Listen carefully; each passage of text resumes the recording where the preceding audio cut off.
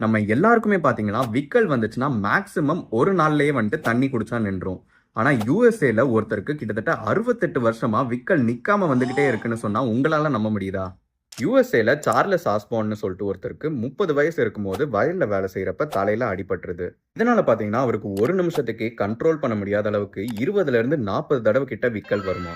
இதுக்கு பாத்தீங்கன்னா எந்த டாக்டர்ஸுமே மருந்து கண்டுபிடிக்க முடியல. இவர் பாத்தீங்கன்னா அவரோட 97வது வயசுல வந்துட்டு இறக்குறாரு. அது வரைக்கும் பாத்தீங்கன்னா கிட்டத்தட்ட 68 வருஷமா விக்கலோட தான் இருக்காரு. உலகத்திலேயே யாருக்கும் இந்த அளவுக்கு விக்கல் வராததுனால இவரோட பேர் பாத்தீங்கன்னா கின்னஸ் வேர்ல்ட் ரெக்கார்ட்லயே வந்துருது.